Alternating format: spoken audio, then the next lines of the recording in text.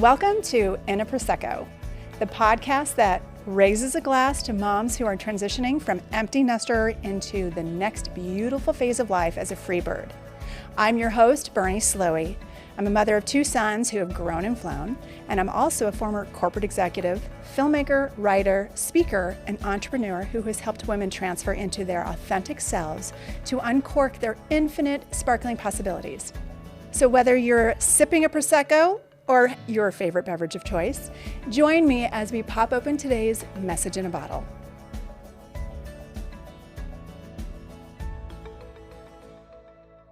Hello and happy holidays. Welcome to In a Prosecco. This is a special holiday edition because of the topic that we're going to cover today. So as I open up the bottle to see what the message is in the bottle, my favorite part. Oh, it's being stubborn. Yay!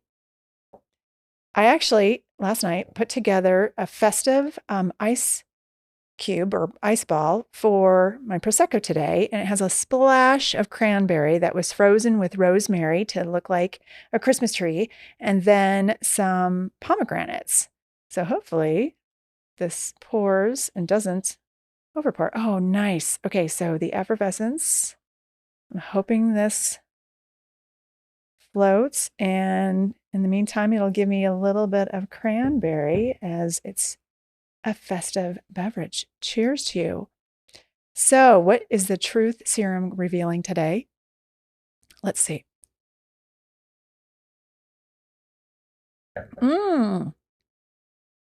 Well, in light of the holidays, this is when our kids come home.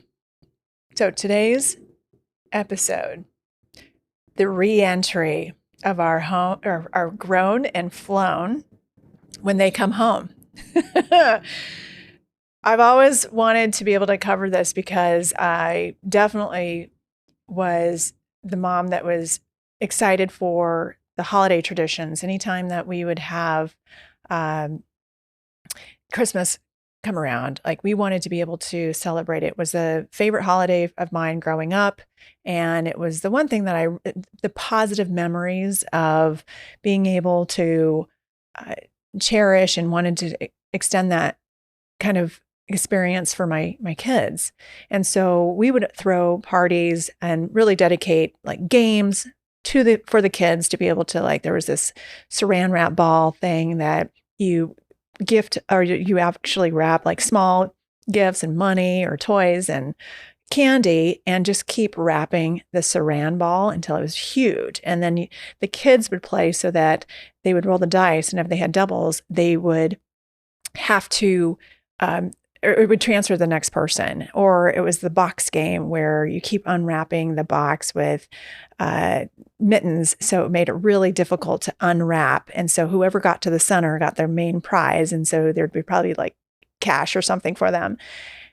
And so Christmas is really important to me. And when our oldest son went off to college, I realized that there was, when he came home, learning that, okay, he's already been off to college. And so he's had his own schedule. He's been able to have his own, really being responsible for school. And so when it came to the reentry, I realized that there wasn't any kind of setting of expectations or conversations other than, what are we going to do for the holidays? So I realized after he came home, though, he's got a different schedule because of his classes. He's staying up later. And when his friends were also coming home, he wanted to go be with them as much as, more so than, okay, I'm seeing my parents, but all my friends are home. And so now it becomes like this reunion for them. And so I realized also that, hey, things are different and I need to change my expectations. And so even when it came to my oldest Nick leaving to go back to school, I felt like the dagger in the heart again. Oh no, he's leaving. It was nice to be able to have him home for those 30 to 45 days. But now I'm feeling like that empty nester all over again, and the feels and the sadness and a little bit of the crying. And So I thought that it would be helpful to maybe share 7 tips for you as you prepare for the reentry. And when your kids come home, to have that conversation even before they get home about some things. So, number one, I would say that is just preparing for the expectations. Again, they've had their own schedule, they've had their sense of independence. And mom and dad haven't had to look over their shoulder. They're completely responsible for their schedule. And again, this isn't just about college. So if it was that they moved away to another state, they're working, they're in the military, they're in trade school, whatever, they're often and flown somewhere else when they come home. And even for the summers, right? That there's a whole different expectations about what they are going to do for work or what their schedule is going to look like. So really, it's just setting the expectations ahead of time before they even come home. So what does that look like as far as the schedules? Okay, is your child going to be working? If your child is going to be going out, do you want to set an expectation ahead of time so that, okay, we maybe had the midnight curfew when you were home, and does that change?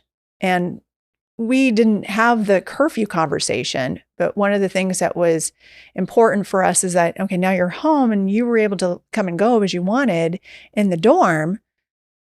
And that's still, though, since you're under our roof now, we'd still like to know what your plans are so that if you're going to leave, if you're going to plan to have dinner elsewhere, so that we knew, should we have dinner ready or have dinner together? And even when it came to, the sleeping schedule and space, that if we had guests, if we wanted to have other guests come in and stay with us for the holidays. So having expectations set up ahead of time before the reentry even occurs, that was something I wish I would have done.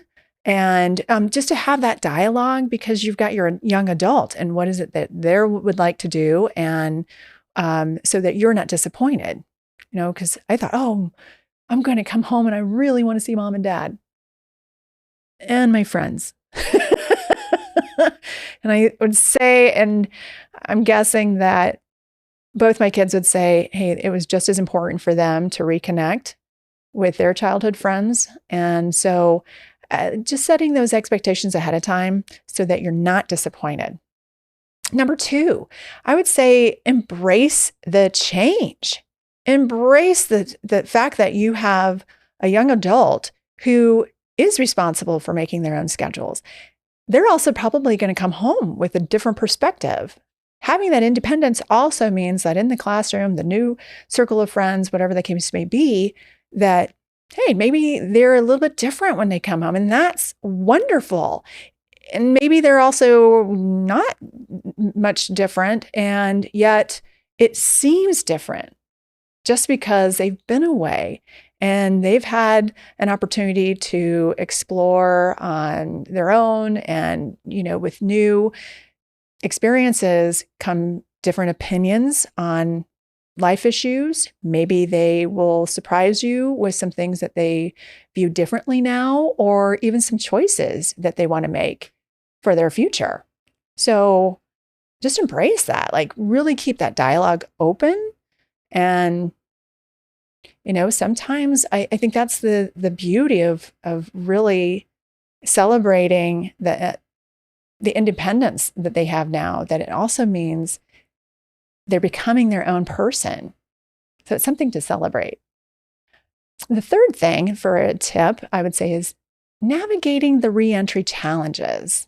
There's, as far as having, again, I kind of mentioned it as far as the expectations. So if they want to be able to have their friends over, or if you're wanting to have plans, how do you come together without button heads? It's their childhood home, or, that you're also wanting to do things a little bit differently. You've had your own time schedule that you've implemented. And so how does that become a challenge when all of a sudden the dynamics of the family changes with somebody returning home. So those are things that maybe the first round, those are the things that you're going to be learning about so that the next time or when the summer break happens or they're coming back for another holiday, long weekend, week, month, whatever, that you'll know next time what to prepare to go back to that first tip and just being able to set the expectations ahead of time. So then going to the fourth tip.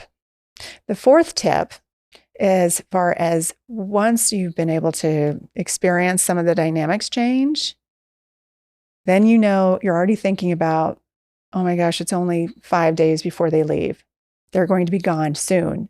So what does that look like? Oh my gosh, I had the feels before I would do the countdown. Oh no, Christmas has already happened.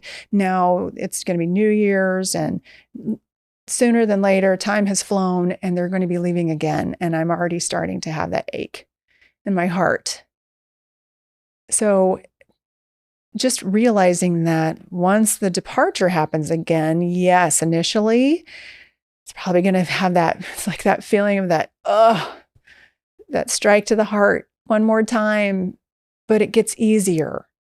It really does get easier. Every time still that my kids fly off after they've come to visit, I'm still crying, but it's less painful. And that's part of the adjusting as the changes are to be embraced, really, because thinking for them too, how they're feeling. They're going back to their life and they may very well feel excited about, going back to their routine and whatever lifestyle they've created for themselves.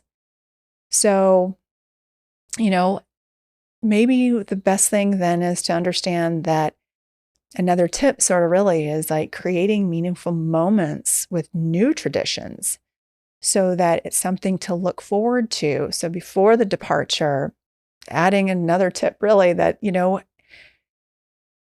maybe those traditions were meant to also shift a little bit as they've gotten older, participate so that include their opinion or their input on some things.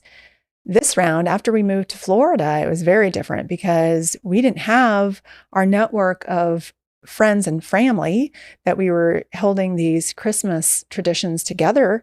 It was having to realize that it's different traditions. And our first Christmas, actually, when we moved from Colorado to Florida, our oldest went off to work and he was on a cruise ship over Christmas. And so it felt totally different. And so it's not even the four of us, it was the three of us. I felt a lot of melancholy. And it wasn't like we even had the opportunity to create the new traditions together. I never even thought of it. It was just, I think I was more in mourning about what was, the wonderful memories. And then, being in a new place, that I realized that sometimes it's a difficult change initially, but it's also a good thing and a healthy thing. That some traditions are meant to just be broken for new ones to be born. Oh, look.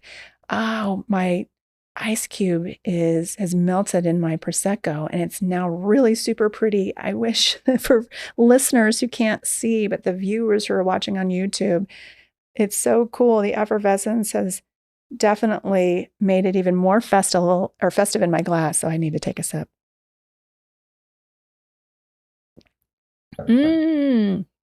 Okay, so where was I? I was on, I think it was tip number 5 about preparing for departure. So when that happens, just know when they leave, it's going to be that initial pain. But then my 6th tip is really knowing that that's going to be possibly painful for you, what to do to have yourself prepared. So not only for your student to okay, I got to pack and get ready to go back, but rather if you were also starting to go back into your routines before they leave. So in another episode, when I talked about, preparing for the the departure of when they actually leave for the first time, now as the holidays, even with the summer breaks, if you're able to actually get into a mode because you've done all of the work while they were gone to be able to have your own interests become a priority. And I think that your kids would really appreciate that because remember, we're also, as parents, we always keep that title, but it also shifts into becoming a partner, a guidance counselor of sorts, a mentor. So being able to realize that, have your kids come to you when they need you, but also where you're not just waiting for that to happen, that you are beyond just whether it was your work schedule that you're going back to after the holidays, or even where it's how do you want to ensure that you're staying connected to those friends or the organizations, whether it is work, however that might look like for you, and know that hey, if you've got your routine, I know that I was doing my workouts, so that was important, the priority there, but also what was it that I was going to be into with my business and my own social schedule, right? So really, it's just the modeling that we do that for our expectations, that's what we model for them, our kids, what we're wanting for them to be able to do to reciprocate the courtesy. So have open conversations about their plans after the holidays, and offer support for decisions and what plans that they're making for their future. So that if they're looking at, if they've obviously in college, they've hopefully have already picked their new classes for the next semester, or for any reason, or, what is it that they're wanting to be able to do and have those meaningful conversations before the actual departure, because I think that's where the element of staying positive, of knowing that you're going to have, again, it's just going to be another minor hiccup as the shift and the change, but it all will fall into place. It really does. So then the seventh tip, I would say, is having the joy and looking forward, that positivity, so that really the time that you do have with your young adult, it's really about the quality of time that you spend together, not the quantity of time. So that, yes, they're going to be hustling and bustling wherever they're off to, but the time that you do have with them to stay present, and don't have hurt feelings if you don't feel like you're the priority. And, I realized that it was like, I know as a mom, we're the safe place, right? Wherever home is, that's if they're coming home to you and feel like that's their place of being able to decompress, where they're not having to be on their on game, and that they're in a secure place with you, that it doesn't have to be the ongoing planning of like, what are we going to do next? Or give them the chance to be able to decompress, have the downtime. But when you are able to connect with one another, to make it as quality of present time, so that when they do leave, you want to still be able to have those conversations, and where they feel comfortable contacting you for advice and to share their day, and for you to do the same. I love, love, love, love when my boys call, and I'm always so bummed out if I miss it, or if they text. I'm so excited because I feel like I'm really fortunate that they'll reach out and that I'm not having to always ask, how are you doing? Please check in. But it's become a different relationship now. And I really am excited that it's more of like a friendship. And, again, we still always have that role as a parent, an advisor, but to be able to see your kids blossom is what's so exciting. So, it does get easier. I still am always sad when they leave, of course, but man, when they come home and the re-entry is just that much better, I think, for the both of us. So, just a recap as far as the 7 things, right? So the first one is just to set the expectations first and foremost, and then embrace the change that is going to really become prevalent and evident. And number 3, navigating those re-entering challenges, because it's going to change. And if your kid's in college, it'll change the first year, second year, third year to the time that they graduate. Number 4, create new meaningful moments with new traditions. It's not about keeping things the same anymore, right? We're all changing, and that's part of the fun of really growing and expanding. So that, as you prepare for departure, realize that quality time versus quantity of time is essential. So, and as you prepare, number 5, prepare for the departure.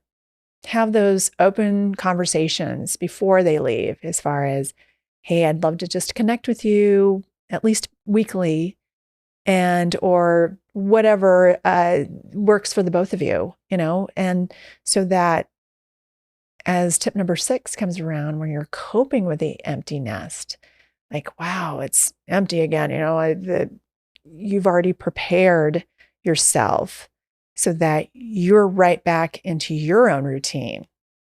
And not to say that it's a distraction, but rather you're also excited about your new life and your new independence, and that it's a positive thing that you're going different directions, because then it just makes it that much sweeter when you can reunite again. And then tip number 7, as far as looking forward and having a new level of communication and having that positive outlook for them, so that you want to be that resource for them, and that being in a place that you're grounded and centered when they do leave, and that it's okay for them to call, and whenever they need an ear to bend, but you've got your life, and that you're also able to truly embrace that free bird. This is a whole new era for you. So with the holidays, I hope that you're celebrating and having the most incredible new traditions, new memories created. And if you enjoyed this episode, please comment, and subscribe so that you're notified when the next episode drops. Happy holidays to you. Cheers.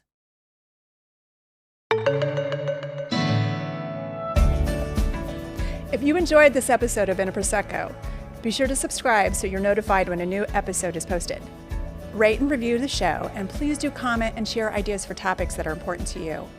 A friend who cares is a friend who shares. Here's a toast to you on your re-inspirement journey. Cheers.